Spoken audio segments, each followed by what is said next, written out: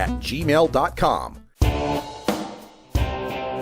You can't handle the truth. Entirely legitimate topic for debate. You have offended my family. Hey, this is great, man. And you have offended the Shaolin Temple. One major responsibility is to encourage people to use less drugs. I know nothing. I support a change in law to end federal criminal penalties for possession of up to 1 ounce of marijuana. We don't need no stinking budget. Homosexuality, no. Immorality generally. Down the centuries you have slurred the meaning of the words we, the people. Be warned, this is not your mother's marijuana. You could ask yourself a question. Do I feel lucky? Well, do you, punk? I want to ask you a bunch of questions. I want to have them answered immediately. Surely you can't be serious. I am serious. And don't call me Shirley. Radical Rant. Welcome back, everyone. 46 after the hour, and wanted to talk a little bit today about the perceptions of legal marijuana. You know, for years, we've been treated as second-class citizens, as criminals, as outlaws, for our love of the cannabis plant. And it was easy enough to treat us that way because there was direct support from the federal government and our state governments for treating us that way. We were engaged in something illegal, something contraband, and from a societal point of view, something dirty, something untoward, a nasty habit, taking drugs. But now we're faced with a situation where for the past 20 years almost, we've had medical marijuana. And for the past 2 years, we've had legal marijuana in 2 states. We're going to continue with legal marijuana in 4 states, and even in our nation's capital, most likely, leading to 2016, where at least Nevada and most likely California and maybe a couple of other states are voting for legalization. I wouldn't be surprised to see 4 states on the ballot. And for us in the span of 4 years to go from 2 legal to 4 legal to 8 legal states, to double each time, that's a kind of an inevitable momentum that is difficult to vote against, difficult to bet against, I should say. But that quick momentum in the voting booth may not match the slow trudge of society to then recognize, respect, and treat equally the users of cannabis. See, it's been so long, for generations now, that the consumer of cannabis could be demeaned as potheads, as stoners, as dopers. And those labels have built a life of their own and a concept of their own and a frame of their own that has always made it difficult for anyone to openly admit their cannabis use. You could be the most successful, intelligent, responsible cannabis consumer out there, but once you get labeled as a doper or a stoner or a pothead, there's the inevitable jokes and puns, and anytime you slip up, you know that there's an extra view on you. If you know, regular folks have brain farts all the time, right? They have brain farts all the time. They'll forget this or forget that. But if you've been admitted to be a cannabis consumer and you forget something, it's not treated as just a simple brain fart that anybody might have. It's opportunity for a joke about your memory loss. Smoking too much weed. Similarly, people that might get into a car accident on a slick road that is completely not their fault would be looked at as some sort of criminal if they had non-impairing marijuana metabolites in their system. An accident they couldn't have avoided either, but they will be looked at differently if they're known to be a cannabis consumer. So how long is it going to take before we move from legality to equality, both in a legal sense and in a societal sense?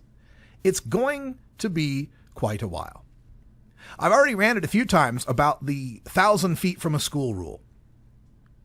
Not only can there not be pot shops 1,000 feet from a school, but there can't be personal home grows, at least in Oregon. That could be the situation right now, within 1,000 feet of a school. And you have to ask why.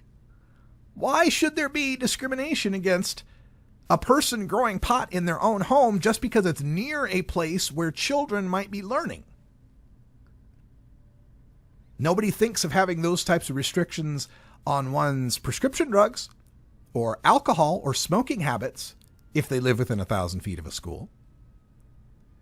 But again, this is because the perception differs from the reality. In the reality, having someone grow their own marijuana 1,000 feet away from a school is no more harmful than them brewing their own beer or having a bottle of OxyContin in their shelf in their medicine cabinet.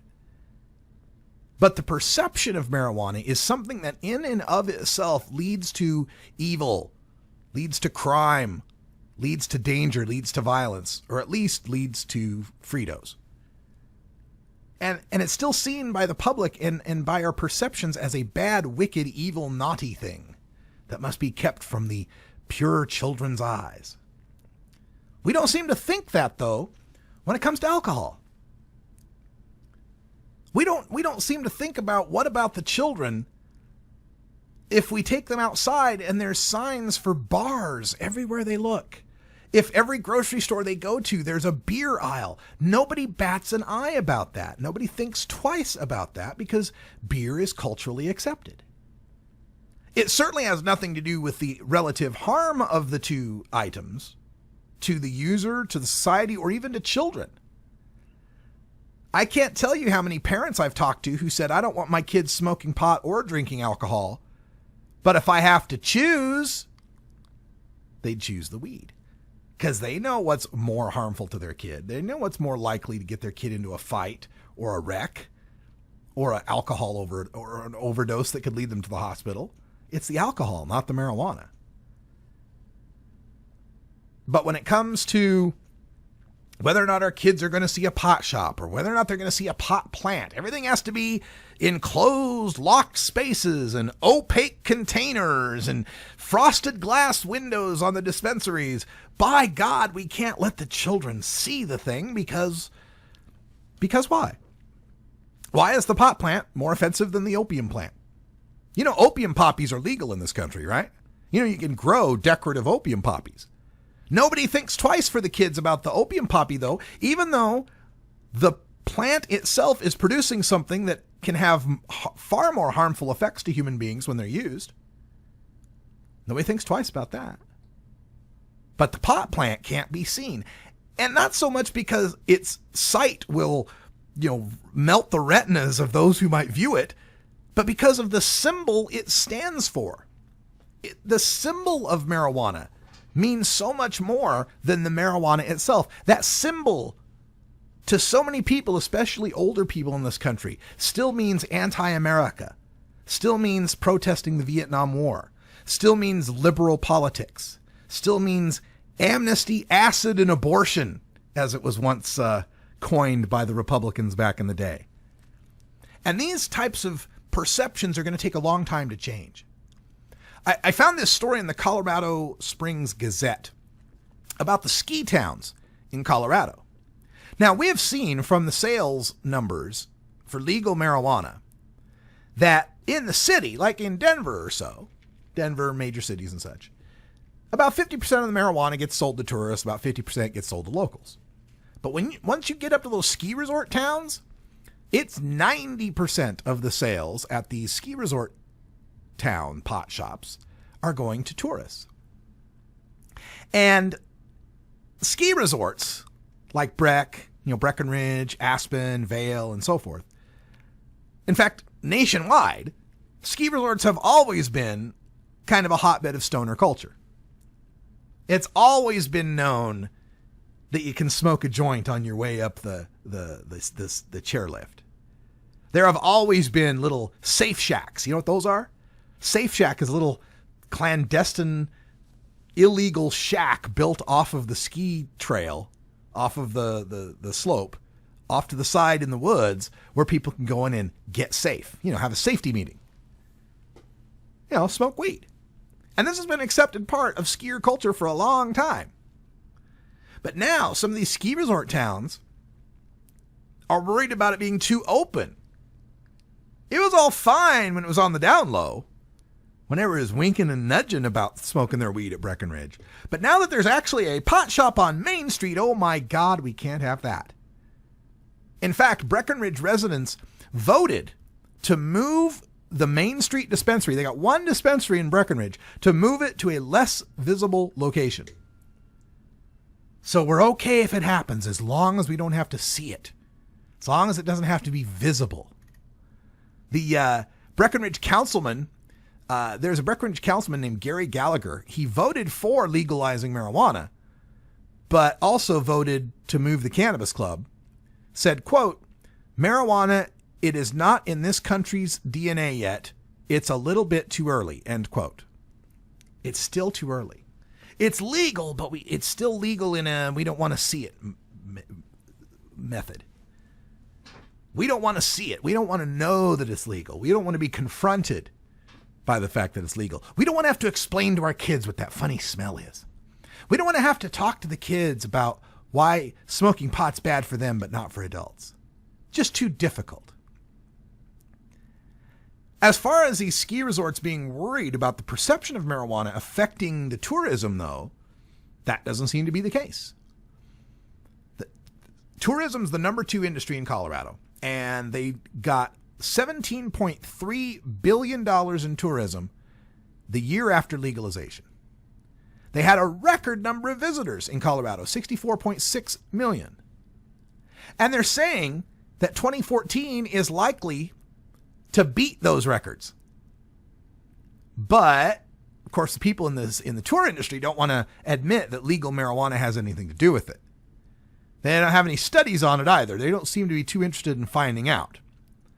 They like to paint it as kind of a wash.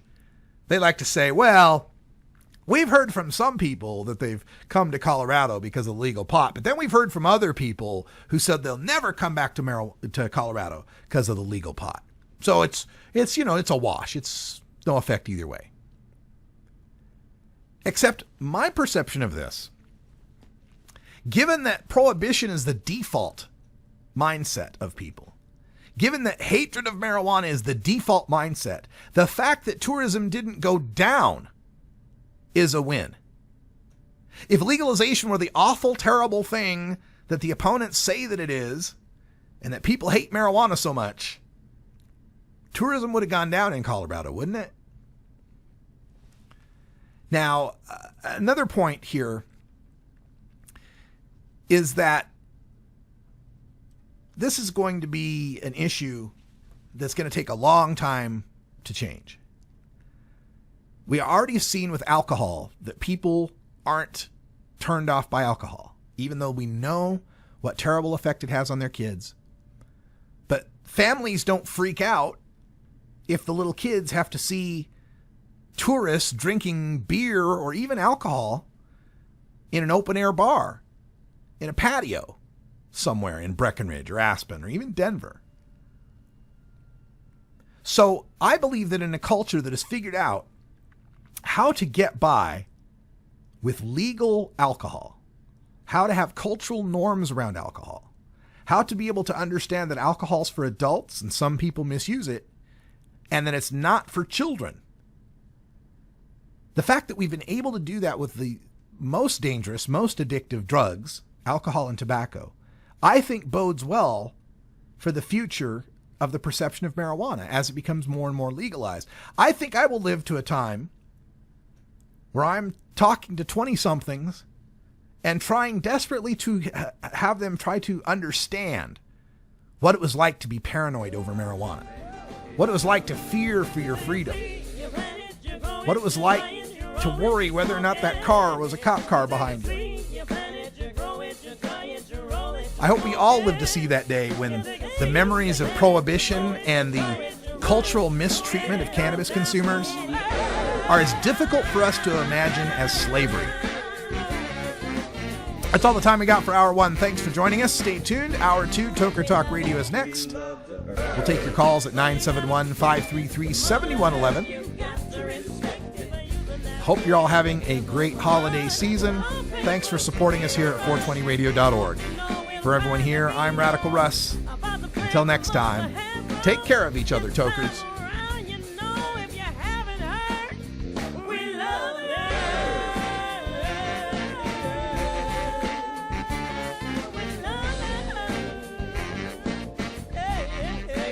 This is the Russ Belville Show. Russ Belville Show is blogging and podcasting daily at radicalruss.com. You take a seed, you plant it, you grow it, you dry it, you roll it, you smoke it. You take a seed, you plant it, you grow it, you dry it, you roll it, you smoke it.